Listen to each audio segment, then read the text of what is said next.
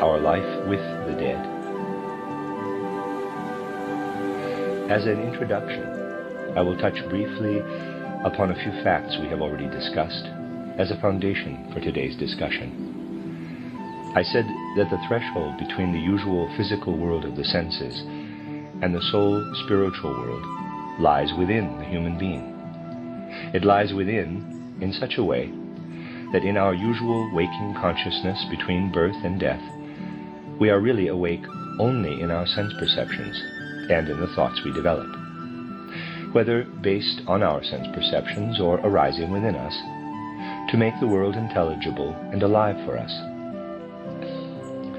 Even a very ordinary self-reflection teaches us, parenthesis, clairvoyant endowment is not necessary for this, close parenthesis, that when usual human consciousness is fully awake, it cannot embrace more than the sphere of the life of ideas and the sphere of sense perceptions.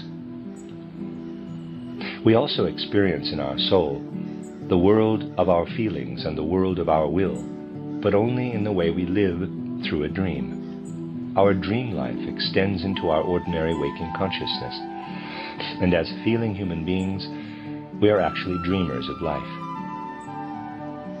Things occur in the depths of our feeling life that we have no knowledge of in our waking consciousness, in our ideas and sense perceptions. The waking consciousness knows still less concerning the real processes of our will life. We dream away our feeling life in our ordinary consciousness, and we sleep through the life of the will. Thus, beneath the life of our thoughts lives a realm where we ourselves are embedded, and that is only partly known to us. It is only known to us through the waves that break the surface of our consciousness. We have emphasized further that in this realm where we dream and sleep, we live together with human souls, passing through death and a new birth.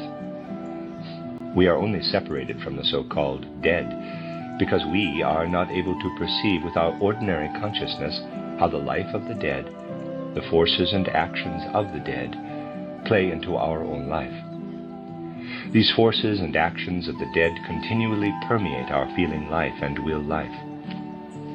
Therefore we live with the dead. And it is indeed important to realize that the task of spiritual science is now to develop this consciousness of our belonging together with the souls of the dead. The rest of earthly development will not be able to proceed for the welfare of humanity unless humanity develops this living feeling of being together with the dead. The life of the dead plays into the life of the living in many roundabout ways. It is not for nothing that during the course of the public lectures I drew attention to how the historical course of life, what human beings live through historically, socially, and in the ethical relationships between people, really is like a dream, like sleep. The impulses that we develop when we go beyond our own personality and that are active within the human community are impulses of dream and sleep. The deeds of the dead are interwoven with the feeling and will impulses of the so-called living. That is actually history. When human beings have gone through the portal of death, they do not cease to be active within the human community. They continue to be active, although in a different way than when they were active here in the physical body. We live under the illusion that our actions are our own, because they flow out of our feelings and our impulses of will. In reality, they flow right into our daily life, out of the deeds of those who have died. In our future development, it will be crucial to know that when we do something connected with our life in community with other human beings, we do this together with the dead. We will never be able to grasp this with dry, abstract ideas, but we will be able to comprehend it with ideas taken from spiritual science. Indeed, people will have to learn to form quite different conceptions about many things. You all know that those who are firmly rooted in the comprehension of spiritual scientific impulses can try to remain connected with those who have died. The thoughts of spiritual science, the ideas that we form about the processes in the spiritual world, are thoughts that are intelligible both to us on earth and to the souls of the dead. Out of that comes what we call reading to the dead. When we read precisely the contents of spiritual science to the dead, while holding them in our thoughts, we form a real community of life with the dead. Spiritual science speaks a language common to both the souls of the living and of the dead. But what is essential is to approach these things more and more with an illuminated feeling life in particular. Consider a few things I said yesterday. We live between death and a new birth in an environment essentially permeated through and through, not only with living forces, but also with feeling-filled living forces. This is the lowest sphere for the dead. As the non-feeling mineral kingdom surrounds us during our sense life, so a realm surrounds the dead, where, when they come in contact with anything within it, they call forth pain or joy. For the dead, it is the same as if we were forced to realize that as soon as we touch a stone or the leaf of a tree, we call forth feelings in the stone or leaf. The dead can do nothing that does not call forth feelings of joy, pain, tension, relaxation, and so on in their surroundings. When we come into a connection with the dead, as when we read to the dead person, they experience this community as already mentioned, although just in this particular instance of the reading. In this way, the dead come into connection with the soul of the reader, with which the dead person is especially karmically connected. Just as the dead are connected with their lowest realm, the animal kingdom, so that everything they do calls forth feelings, so are they connected with the human soul life. Whether they are human souls living here on earth or disembodied souls living between death and a new birth, in such a way that the dead person's awareness of life is either elevated or diminished through what takes place in other souls. Please understand this clearly. When you read to so-called living people, you know that they understand what you read to them. But the dead live within the contents of the words themselves. The dead live in each word that you read to them. They penetrate into what passes through your own mind and soul, Gemüt. The dead live with you more intensely than was ever possible for them in the life on earth. If we understand this fact, we can develop community with the dead. This community with the dead is really a very intimate one, intensified by a seeing consciousness. If we enter consciously into the realm we inhabit together with the dead, when you read or recite to the dead, you hear what you are reading from the dead person, like a spiritual echo. We must become acquainted with ideas like these if we wish to gain a real conception of the concrete spiritual world. Things are different in the spiritual world than they are here.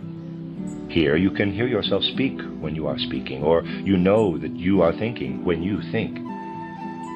If you speak to or begin a thinking relationship with the dead, your words or the thoughts you send come to you out of the dead themselves, if you consciously perceive your connection with the dead. And when you send a message to the dead, you feel as if you are intimately connected with the departed person. If a reply comes, at first you are vaguely conscious that the departed one is speaking, and you must now draw out of your own soul what has been spoken. This will make you realize how necessary it is for a real spiritual communication, to hear from the other one what you yourself think and conceive, and to hear from out of yourself what the other one says. This is a kind of inversion of the entire relationship between one being and another, but this inversion takes place when we really enter the spiritual world. Because the spiritual world is so entirely different from the physical, and because since about the 15th century, people want to form conceptions based only on the physical world. They displace and obstruct their entrance to the spiritual world. If people would only realize that a world can exist that is in many respects the direct opposite of what they call the true world, if they would be willing to form ideas which perhaps appear absurd from a materialistic perspective, then they would transform their souls and have the ability to see into the spiritual world always around us. It is not that human beings, through their nature, are truly separated from the spiritual world. Through habit and circumstances of inheritance, they have become entirely unaccustomed, since the 14th and 15th centuries, to forming non-materialistic ideas.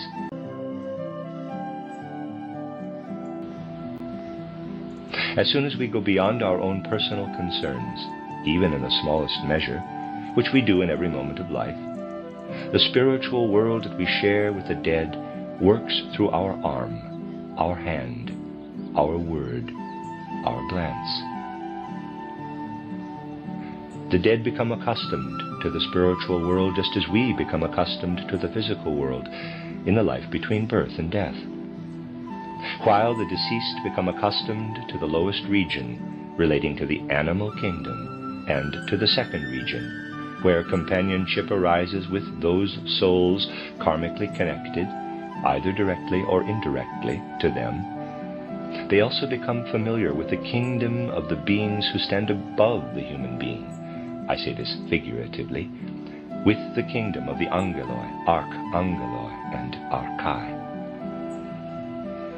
Here in the physical world, human beings are, so to speak, the crown of creation. Many people like to emphasize that they see themselves as the highest of all beings. The minerals are the lowest, and the plants, and the animals, and then the human beings. We feel that we belong to the highest kingdom. This is not so with the dead in the spiritual realm. The dead feel themselves connected with the hierarchies above them, the hierarchies of the angeloi, archangeloi, archai, and so on. As we feel, in a certain sense, that the human being proceeds from the mineral, plant, and animal kingdoms, so the deceased feel themselves held and carried by the hierarchies above them.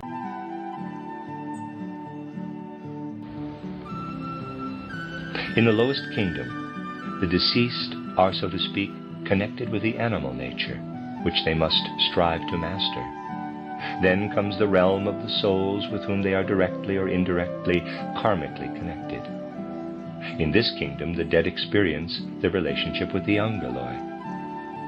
The relationship with the kingdom of the angeloi helps create a right connection with the kingdom of human souls. Hence, in the life between death and a new birth, it is difficult to distinguish between the experiences with other human souls and those with the angeloi. Human beings have an active relationship with the angeloi, and the angeloi help the human beings in everything that they must do between death and a new birth, in connection with the conquest of the animal element. For the human beings must raise their own animal nature into the spiritual part of their being to prepare for the next incarnation. If you grasp this in the right sense, you will say that because we associate with the angeloi between death and a new birth, we can form the right relationships to the souls with whom we must connect. And because we enter into a connection with the kingdom of the archangeloi, we can properly prepare the things that must take place during the next incarnation on earth. The tasks of the archai, the time spirits, are for both the dead and the living. From my explanations, you will see that the deceased essentially relate to the angeloi, who regulate their connection to other souls. Thus, we cannot fulfill any fruitful work in the social, historical, and ethical moral life unless we realize that this work must come from an element we share with the dead, the element of the archai, or time spirits. These spirits of time do their work alternately. We have often spoken of this. Through several centuries, one of the time spirits weaves the events contained in the historical, social, and ethical moral stream of human events. Then another time spirit relieves him. The moment that a time spirit relieves another one is most important of all, if we wish to observe what really takes place within the development of humanity. We cannot understand this development unless we bear in mind the living, active influence of the time spirits, and in general of the entire spiritual world. We cannot understand what takes place between human beings unless we consider the kingdom of the spirit. Human beings think very abstractly about what is social, ethical, moral, and historical. They think of history as a stream of events taking place in a continuous current, where one event always follows upon the other. I have already given you an example by describing a sensational event in the life of a human being. It is true that people prefer to contemplate sensational events rather than consider the other events that are of exactly the same kind and take place every hour and every moment of the day. I have told you how such an event can occur. A man takes his daily walk to a mountainside every day for a long time. But one day, on reaching a certain spot, he hears a voice calling out to him that asks something like, "Why do you go along this path? Do you have to do this?"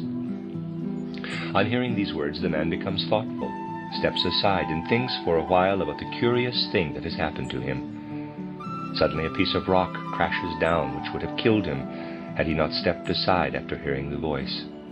This is a sensational event. But one who considers the world objectively and yet spiritually will see in this event one of the many that take place every moment. For in every moment something completely different might have happened if this or that had occurred. The plants grow upward out of the soil below. A spiritual element grows toward the plant from above. It is thus with all beings. What we observe in nature is contained in all existence. Above all, there is a stream of social, ethical, moral, and historical life present. Events do not flow in a continuous stream. One time spirit reigns for a while and then is replaced by another. Then the second one is replaced by a third, and the third by a fourth, and so on. When one time spirit replaces another one, there is also a difference in the stream of continuous events. When such a new period begins, it is not possible to say that its events are the effect of preceding events. They are not the effect of the preceding ones in the way that people imagine it. In the course of ongoing events, we have something similar to what we find when we look at where the tree ceases and where the elemental tree begins. In nature, a being belonging to the realm of the senses touches a being invisible to the senses, a supersensible being. The world of the senses and the supersensible world touch. There is something similar also in the course of time.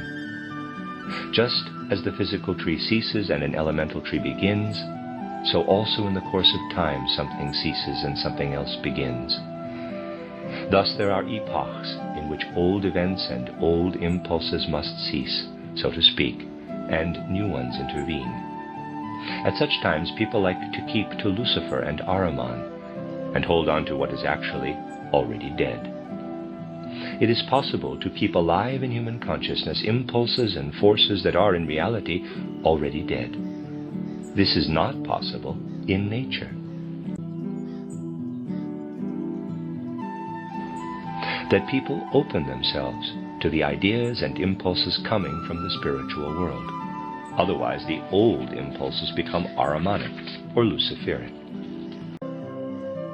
The dead and the angeloi, archangeloi, and archai act with and among us. These spiritual impulses were there, but went past many people without leaving a trace. Important things and important impulses indeed existed in the second half of the 19th century, as there were people who proclaimed and wrote significant thoughts.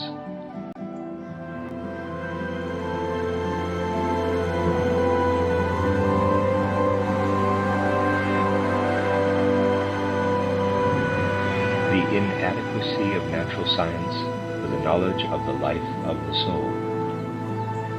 In the lectures given during this week, we discussed much that can lead us to understand the nature of the human being in connection with the historical development of humanity, in such a way as to enable us to gradually form a conception of necessity and free will. Such questions can be less easily decided by means of definitions and combinations of words than by bringing together the relevant truths from the spiritual world.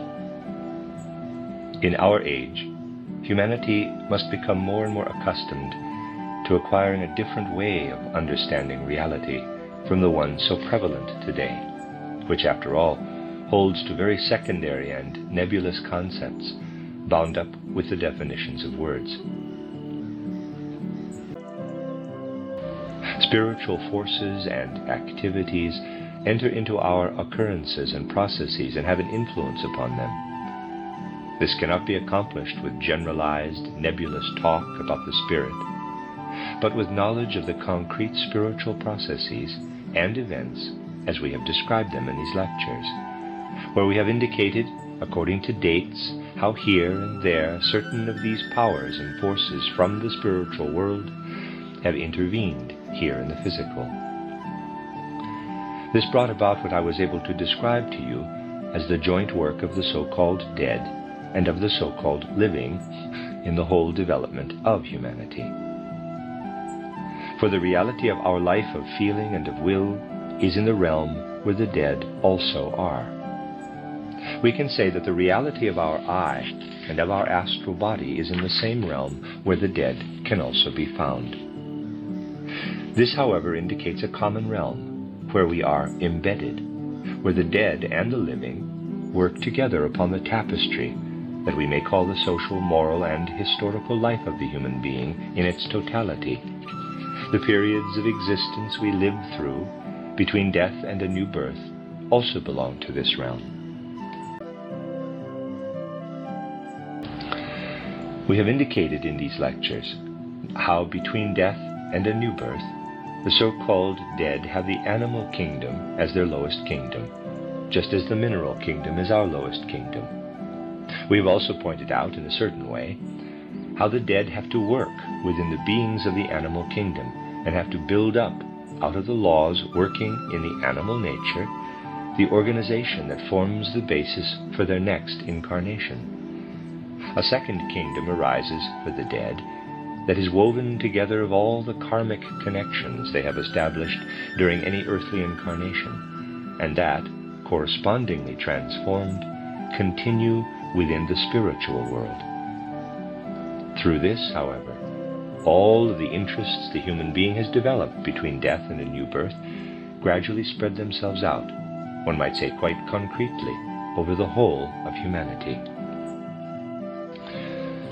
The human being then passes through a third kingdom that can be conceived as the kingdom of the angels.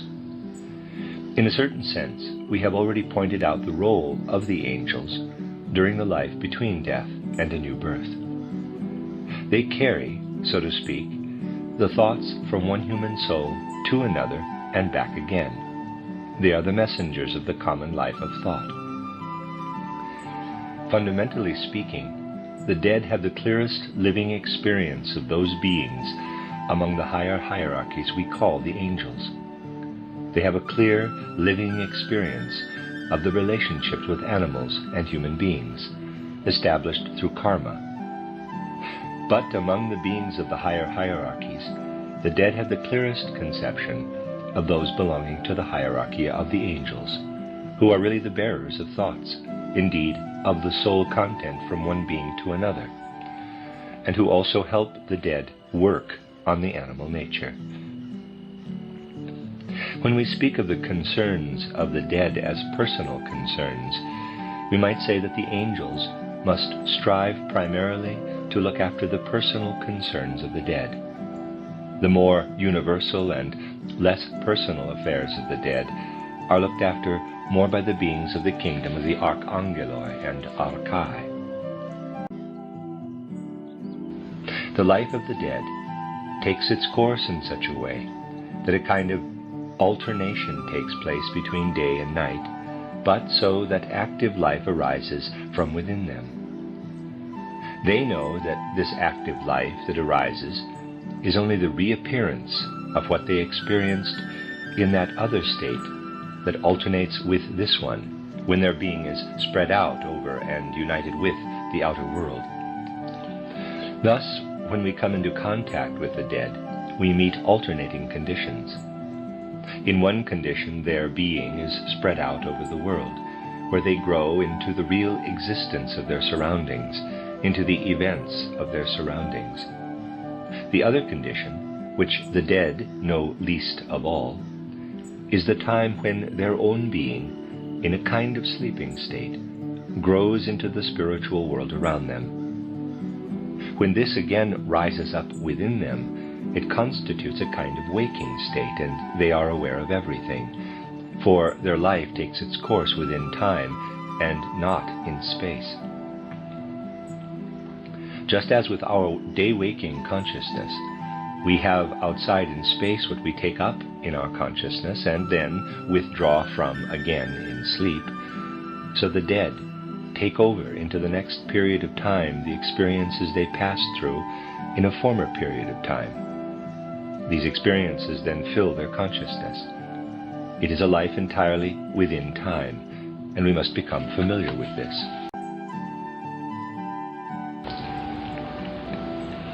You see, therefore, what causes us to have a proper consciousness for the physical plane is at the same time the cause of our being unable to look with our ordinary consciousness into the region that lies behind memory. But we can make the effort to gradually transform our memories to some extent. However, we must do this carefully.